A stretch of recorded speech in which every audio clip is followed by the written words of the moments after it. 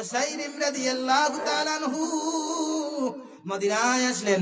মদিনায় আসার পরে দেখা যায় মদিনায় কেউ নাই। আমার চাচাতো ভাইয়েরা কোথায় গেলেন?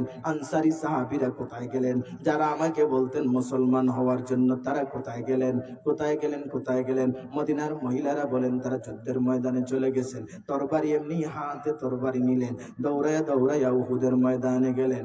উহুদের ময়দানে মুসলমানদের এরিয়ার ভিতরে ঢুকে গেলেন। মুসলমানরা ডাক দিয়া বলে, উসাইরিম, ও উসাইরিম, কেন আসলা? বংশের টানে আসছো না আল্লাহ এবং আল্লাহর রসুলকে ভালোবেসে এসেছো? উসাইরিম ডাক দিয়া বলেন, আল্লাহ এবং আল্লাহ রসুলকে ভালোবেসে এমনি করে যুদ্ধ শুরু করে দিলেন। ঈমান এনে গেছেন, ঈমান আনছেন। আল্লাহর নবীও জানেন না, সাহাবীও জানেন না, আবু বকরও জানেন না, ওমরও জানেন না, মদিনার কেউ জানে না উসাইরিম মুসলমান হয়ে গেছে। জানেন কে? আর জোরে বলেন, কেউ যা জানে না তাও জানেন কে? কেউ যা শুনে না তাও শুনেন কে? কেউ যা দেখে না তাও দেখেন কে? আল্লাহ হলেন সামিউন, আল্লাহ হলেন বাসীরুন, আল্লাহ হলেন আলিমুন। ওয়া কানা আল্লাহু আলিমান হাকীমা। আলিম, তিনি আলিম। সামিউন, তিনি সব শুনেন। আল্লাহু আকবার। হযরত উসাইরিম মদিনা থেকে রওনা হয়ে গেলেন উহুদের ময়দানে, যুদ্ধ শুরু করে গেলেন। এমনি করে কাফেরদের সাথে হযরত উসাইরিম রাদিয়াল্লাহু তাআলা বীরত্বের সাথে যুদ্ধ করলেন। যুদ্ধ করতে করতে শহীদের পর্যায়ে চলে গেলেন। উসাইরিম একদম মারা যাবেন।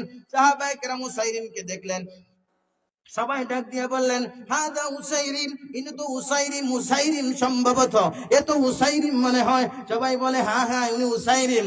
এবার তার কাছে গেলেন, আল্লাহর নবীর কাছে গিয়ে বলেন, ওগো আল্লাহর নবী, উসাইরিম আহত হয়ে গেছে, জখম হয়ে গেছে, মাজরুহ। ওগো আল্লাহর নবী, কি করা যায়? আল্লাহর নবী ডাক দিয়া বলেন, উসাইরিমকে জিজ্ঞাসা করো কিসের জন্য এসেছে।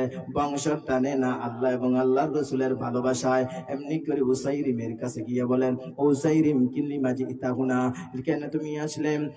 কেন তুমি আসলে? আল্লাহ এবং আল্লাহর রাসূলকে ভালোবেসে, নাকি বংশের টানে, বংশের চাচাতো ভাইদেরকে রক্ষা করার জন্য, বংশের লোকদেরকে রক্ষা করার জন্য? হযরত উসাইরিম রাদিয়াল্লাহু তাআলা আনহু ডাক দিয়া বলেন, ওগো আল্লাহর নবীর সাহাবা, তোমরা শুনে রাখো, আমি আল্লাহ এবং আল্লাহর রাসূলকে ভালোবেসে যুদ্ধের ময়দানে এসেছি। সুবহানাল্লাহ। আরেকটু জোরে বলেন না সুবহানাল্লাহ।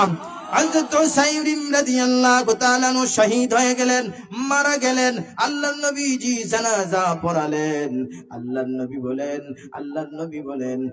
নবী বলেন হুয়া দাখালা ওয়া লাম ইউসাল্লি সালাতান, আমার উসাইরিম জান্নাতের ভিতরে চলে গেছে, অথচ এক রাকাত নামাজ পড়ে নাই।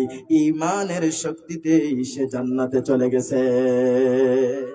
সুযোগ হয় নাই, সুযোগ হলে তো তিনি পড়তেন, ঠিক কিনা? ঠিক। কিন্তু ইমানের তো পাওয়ার, ইমানের তো শক্তি। এক রাকাত নামাজও পড়েন নাই, সুযোগ হয় নাই। যাকাত দেওয়ার সুযোগ হয় নাই, হজ করার সুযোগ হয় নাই, সাদাকা করার সুযোগ হয় নাই, আর কোনো আমল নাই। একটা মাত্র পাওয়ার, এটার নাম হলো ইমানের পাওয়ার। ইমান নিয়ে কবরে গেছেন আমার ভাই, ইমান নিয়ে যদি কবরে যান, জান্নাত দান করবেন কে? আরো জোরে বলেন কে?